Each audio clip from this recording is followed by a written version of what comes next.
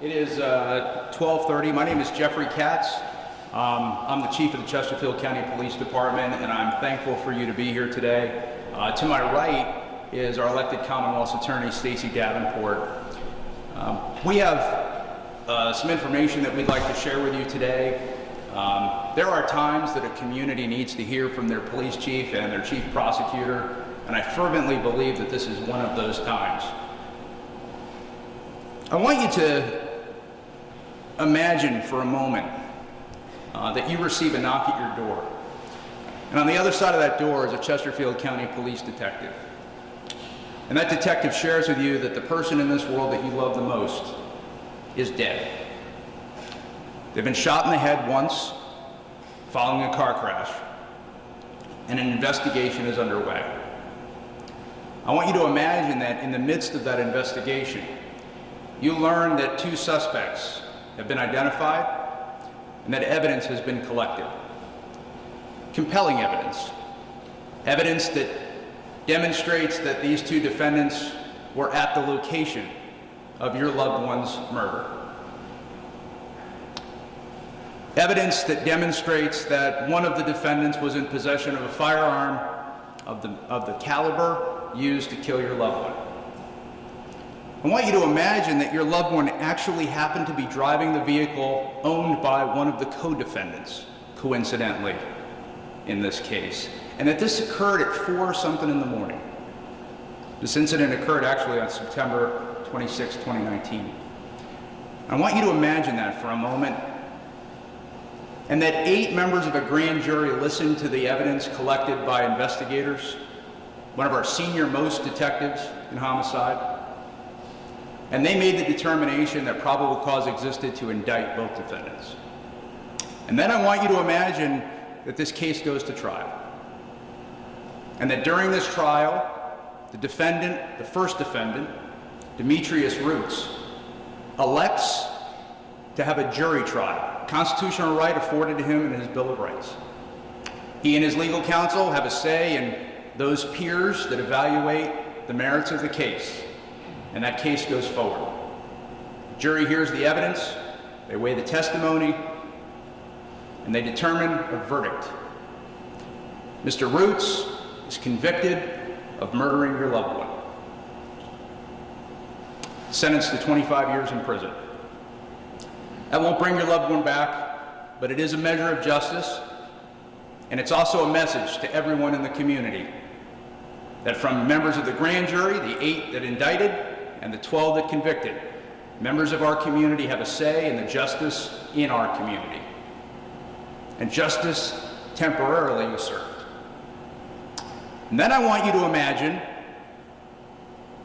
that a judge up for political reappointment within the next year makes the unilateral decision to overturn that conviction. You can stop participating in this thought experiment and you can escape back into your reality. But I want you to remember that in doing so, Sarah, our victim's mother, cannot be so fortunate. I am outraged, disgusted, and angered at this decision. A man lost his life. He was murdered.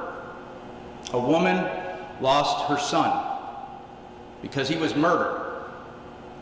And compelling evidence happens to place 2 defendants at the scene. The co-defendant now cannot be charged because the initial defendant has been acquitted by a judge, without regard for the position of 20 different members of our community who looked at the facts of this case in their own representative times and had a voice, and that voice was snuffed out by a judge.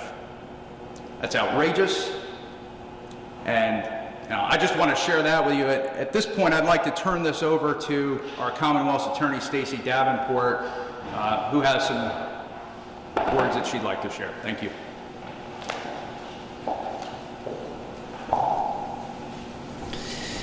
Thank you for being here today. Yesterday afternoon, over repeated objections from the Commonwealth, Chesterfield Circuit Court Judge David Johnson chose to substitute his own judgment for that of a Chesterfield jury. And he set aside the guilty verdict previously rendered by a jury of 12 members of this community on April 3rd, 2021, in the case of Commonwealth versus Demetrius Roots. That verdict came after those 12 members of this community spent 3 days, one of which was a Saturday, hearing and seeing evidence of the crime and weighing the arguments of counsel. And after extensive deliberation, those 12 members of this community found Demetrius Roots guilty of second-degree murder of Bryson Mitchell, of shooting into an occupied vehicle with malice, and of use of a firearm in the commission of a murder. And those same 12 members of our community recommended that Roots serve a sentence of 25 years in prison for those crimes. As a result of Judge Johnson's ruling, Bryson Miller's killer will be acquitted. He will be released, a free man with no recourse left for Bryson's family or this community, because under the doctrine of double jeopardy, Demetrius Roots cannot be tried for these crimes again. Never before have I seen a judge completely set aside a jury's guilty verdict and acquit a defendant without allowing our appellate courts the opportunity to fully review the case. And to do so sets a very dangerous precedent.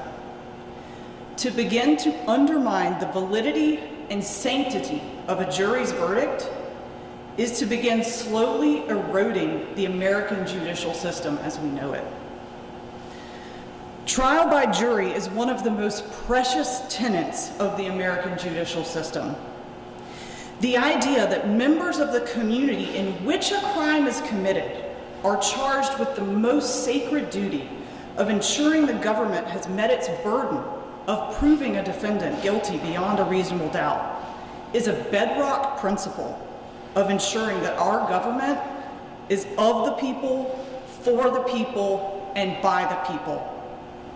It is one of the most basic rights guaranteed to all Americans, and the verdicts reached by these juries should be protected from undoing simply because others who were not in that jury room would have reached a different conclusion if they were given that opportunity. While there is nothing I can do to change the outcome in this particular case, I would like to take this opportunity to thank the men and women in my office, the men and women of the Chesterfield County Police Department and the other law enforcement partners we worked with, and the men and women of this community that sat on that jury for this case, for their service to this community, and their effort to secure justice for Bryson Mitchell. I can assure you, members of Chesterfield, my office will continue to seek justice for victims and do all we can to ensure the safety of the citizens of this community, Chesterfield County, on a daily basis. Thank you for being here. And Stacey, the Chesterfield County Police Department joins you in that commitment. I want to assure everyone in this community that if you commit a crime of violence, we are going to investigate it fully, and we are going to clear that case. We are going to find justice for a victim. I can't speak to the future of our judicial system other than to say this. We live in a constitutional republic, and it requires informed and active participation by every member of our community. You cannot be apathetic and expect justice in this community. It is essential that everybody hearing this message, seeing this message, and however you interpret this message, that you actively become involved in the process of electing personnel within your community that reflect the will of your community. Our criminal justice system right now is absolutely under attack, and we're seeing signs of that all over the country. Victimization rates that have never been seen before, homicides, up 35 and 40% in communities throughout the country. It is time that the silent majority in this country step up and recognize that they have a role in this situation, and they have got to be active participants in that role. To the men and women of law enforcement in Chesterfield County and in the surrounding jurisdictions, keep your head held high and continue to do the work that needs to be done to protect the innocent, the vulnerable, and the victimized. At a time when the suspects and the people who commit violent acts against others, when those people become categorized as victims, and when those who seek justice to bring those people to justice are characterized as villains, the actual victims of these crimes become forgotten. In this particular case, our goal is to ensure that Bryson Mitchell is not forgotten. I personally want to thank Detective Williams, the Chesterfield County Police Department, for the work that he did in this investigation. Commonwealth's attorney, Assistant Commonwealth's Attorney Latoya Croxton and Matt Gravens, for your work in the prosecution. Thank you. This case is unfortunately going to be over, but hopefully it will stimulate and inspire people to become involved and active in the process of criminal justice in our community. We will continue to do our part, and we ask you to do yours. Thank you very much.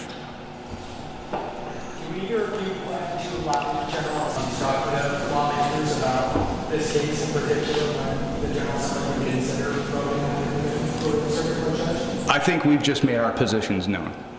And regarding this, I know you're saying from what it sounds like that there's no further appeal or recourse for Roots' case in particular, the co-defendant, the trial can't actually go forward. Is that what you're saying? That's correct. And then for this, is there any particular complaints or file against the judge? Is that something that we have, or is it just basically this and then what is that for reform? The judge has the authority to do what the judge did. It's a very rarely, if ever, used power, but it was exercised in this particular instance. And the judge and those who are responsible for the reappointment of that judge will have to take that into consideration going forward.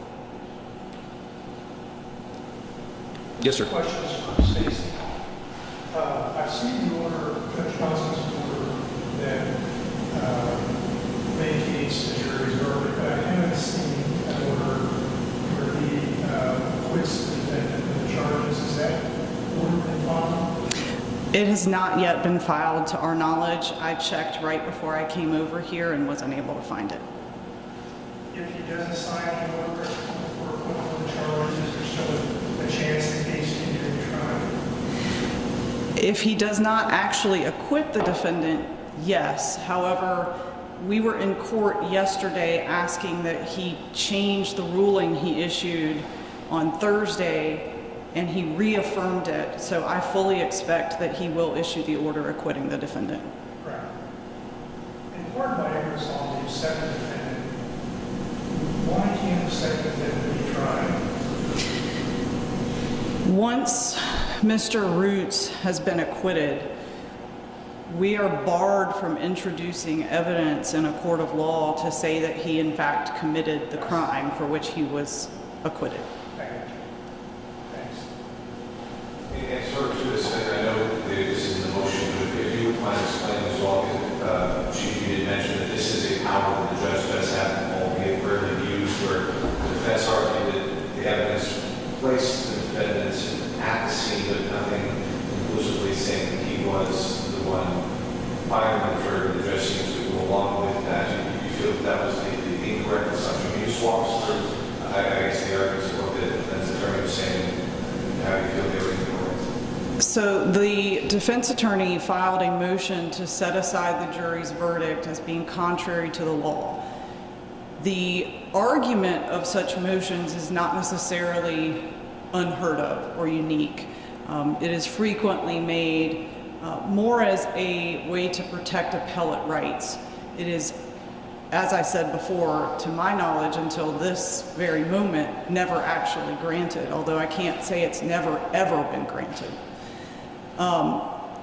For the judge to come to the conclusion that he did, he would have to make a finding, which in this case he did, that no reasonable person could draw the inferences from the evidence viewed in light most favorable to the Commonwealth that the defendant was in fact the shooter and guilty of the crime he was charged with and ultimately convicted of by this jury. So what he has done is he has made a ruling that the jury could not have reasonably come to the conclusion that they did based on the evidence that we introduced. So basically saying that the grand jury and the jury trial were correct in reaching their decision? Correct. However, he actually went a step farther and indicated that it was his assessment that the evidence was legally insufficient. He could have made that ruling prior to sending the case to the jury. So it is my office's opinion that on the day of trial, he actually concluded that our evidence was legally sufficient, and that's why he allowed the jury to decide the case. So what does this process look like moving forward as we be released from jail at this point? I cannot speak to that for sure. We anticipate that it is very quickly coming. But the court has to enter an order for it to be a final order. And Chief, just to be abundantly clear, there's no other people being looked at in this case? Sorry. The persons responsible for this murder have been charged. Any other questions? Thank you very much for your time. We appreciate you coming out and covering this.